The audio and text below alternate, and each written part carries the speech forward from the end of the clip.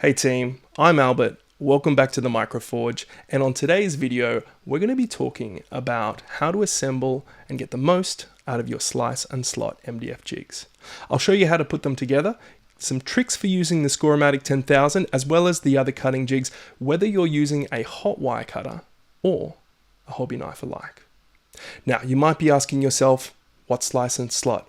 What's this guy talking about? Well, at the moment we are running a Kickstarter. At the time of publishing, there's probably a couple of weeks left to go for you to back it. So check the description down below and go back to the channel and see our first video for a few more details. The 20K stretch goal was for us to start doing YouTube tutorials on how to get the most out of slice and slot. We just unlocked it, so here we are. Now, once you use these jigs, it'll make perfect sense, but assembling them and getting used to them takes a little bit of a trick, so let's get into it.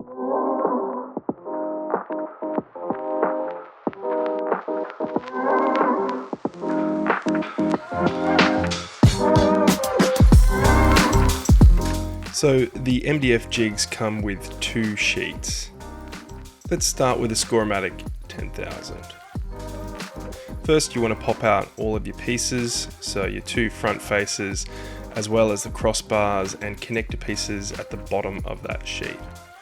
Once you've got all of those, it's time to dry fit. So fit together the little frame that connects the whole piece together. This is pretty straightforward and foolproof because the connection holes are all unique, so you can't actually really put this together in the wrong way. Then we do a test fit. Make sure all of that is fitting snugly, and now we're ready to glue. Easy as that.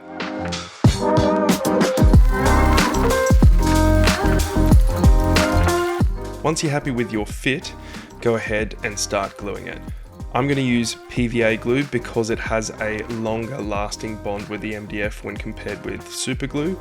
You don't need too much PVA as the MDF really drinks it up and dries faster if you don't use too much.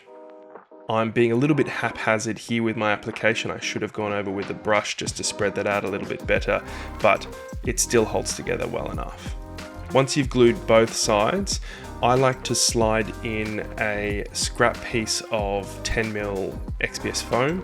This just makes sure that it receives the 10mm foam and doesn't warp as it dries. There's no real need to clamp this. It'll dry perfectly as is.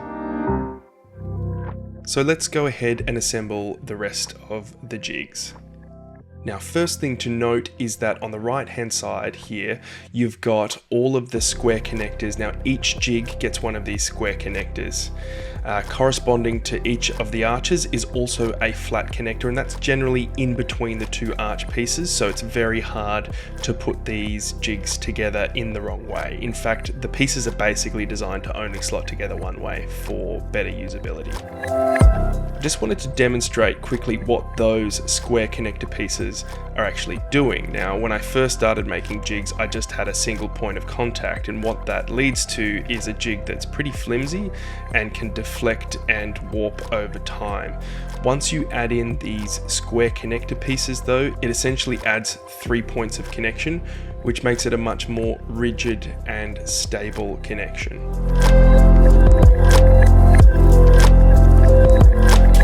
So you can see there, much less deflection, and it's all down to that square connector piece. So now I'm going to go ahead and start gluing all of this together. The process for gluing is to start with that square connector piece, glue that into the crossbar, and then the crossbar onto the actual arch itself.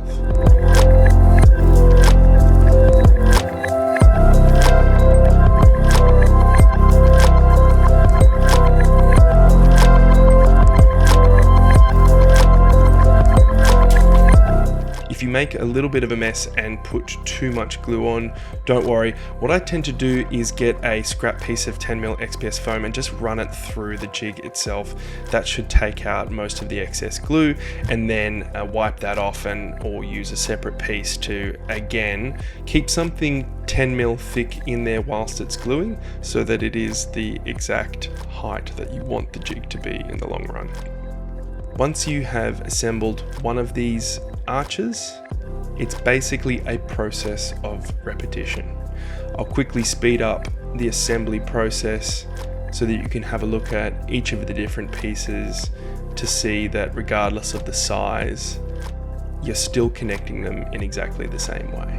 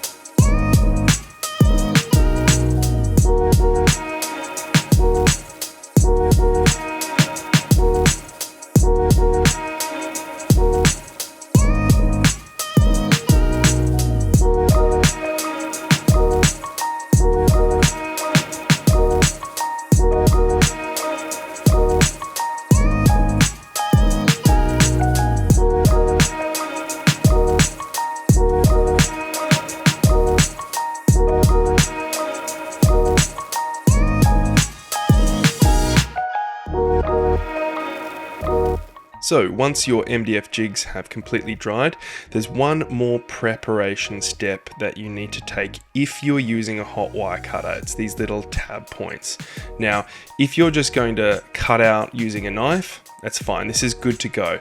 But if you're using a hot wire cutter, these little tab points where they connect to the MDF sprue are going to snag on your wire. So just take a X-Acto blade or a set of files and just make sure that these are exactly flush with the jig. If you don't, it's no big deal, but what you will find is that that is the point at which the hot wire will snag on these jigs, and you'll eventually get more snapped wires as a result, because that wire will catch there. When it's hot, it's expanded, it's at its most fragile state, and over repeat uses, that's where it will break.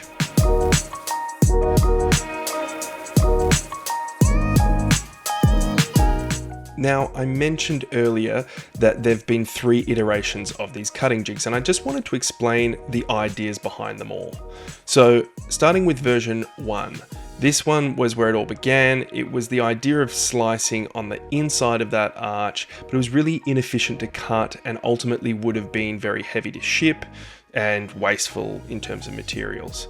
So that led us to version number 2, which was one-sided. Now, this was okay if you were using a Proxxon or cutting by hand, but if you had a handheld hot wire cutter, geez, that's a tongue twister, it wouldn't work. You wouldn't get the stability on the cut, so we did away with that. The final version is this kind of sandwich. Again, it's kind of a return to version 1, but the inverse, which means it's much more efficient. So now you've got all of your jigs assembled. They're all lined up here. You've got every arch from extra small all the way down to extra small, as well as your Score-O-Matic 10,000.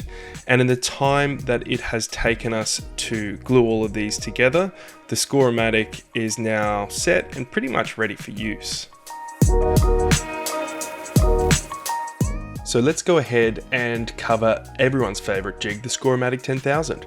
You're going to need 2 extra tools for this, a grey lead pencil and a rounded scalpel blade. Now you can use your normal scalpel blade, the straight edge one, but I find it does catch in the XPS foam sometimes and tear it, whereas with the rounded edge it seems to glide through and not catch on the XPS foam as much. You'll notice that I'm actually going to score on the top line of that jig. Again, we're trying to make these jigs as streamlined and as minimal as possible in terms of wasted space. So that top line is in fact the first course or horizontal line of that stonework. Just go ahead and score each of these individual lines and then slide the jig downward. You will have seen this process in the original promo video. It takes a little bit of getting used to, but once you get into a rhythm, it becomes pretty straightforward and pretty quick.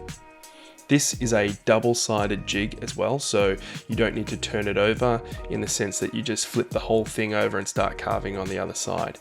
If I am building a complete building as opposed to ruins, sometimes I opt to only carve the bricks on one side, as I generally don't have playable interiors to a lot of the buildings, but for the D&D crowd this might actually be a real benefit, being able to have that carved brickwork on both sides of the face. Now that I've got all of my lines carved into the foam, the next step before you do anything else is to score that in with the pencil. That makes these lines much more visible, even though it's a little bit hard on camera here at the moment. My camera's kind of freaking out at the lightness of the foam. But once you carve that in, you actually have an inbuilt measurement system on your foam. So you don't have to go back and pre-measure anything, because these horizontal lines are essentially in 5 or 10 mil increments. So if you want to insert a window that's 20 mil high on this piece, you can just count up those horizontal lines and know exactly where they fit in. This speeds up the process immensely when you start designing ruins on the fly.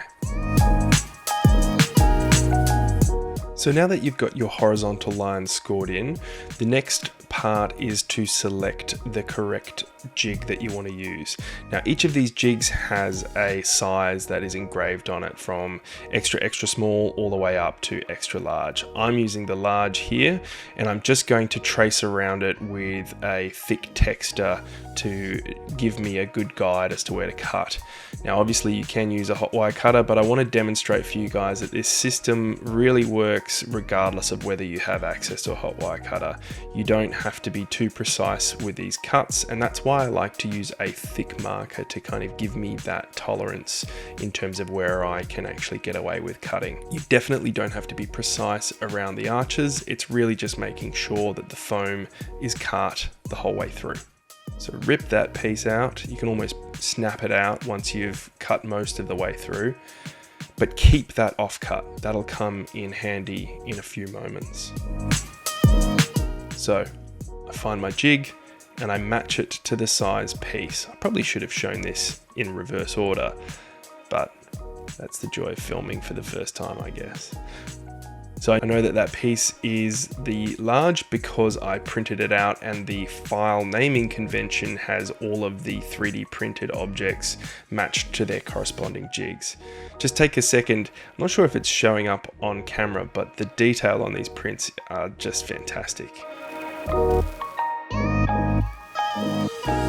You can see the finish that you get between the foam and that 3D print is really seamless, despite that rough cut that we did.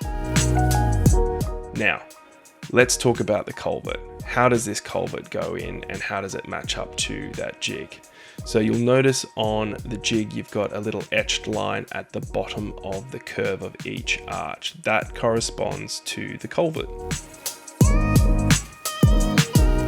And I said keep that offcut. I said that for a reason. So we can use this offcut to actually align the foam to the bottom of that arch. And because the Score-O-Matic has given us the line that aligns to the bottom of that arch, all we have to do now is slice that off, slot that back into the jig, and now that gives us the right depth for the culvert. So make sure that that is secure and all straight. And then we just trace out that arch and do the same process again.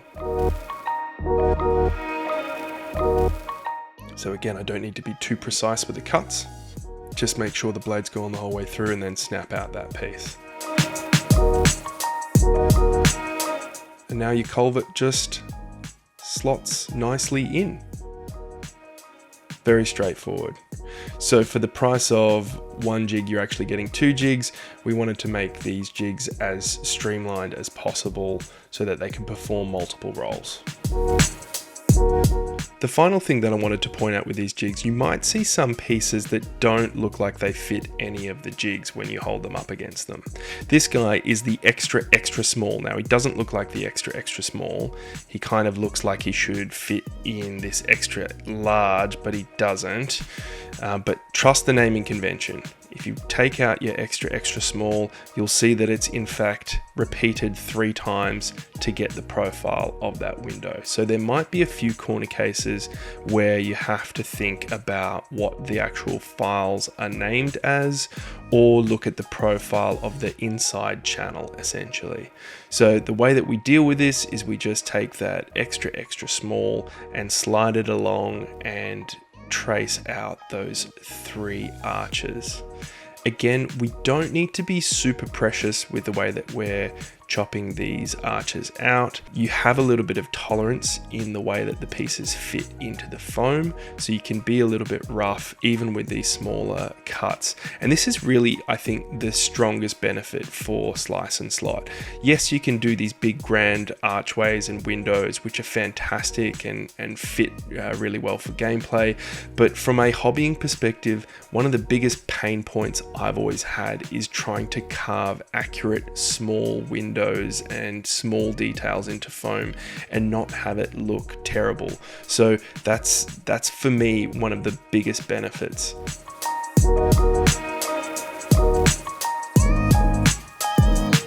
Well, that about wraps it up for this video. Let me know in the comments down below if you have any other questions around the MDF jigs or slice and slot in general.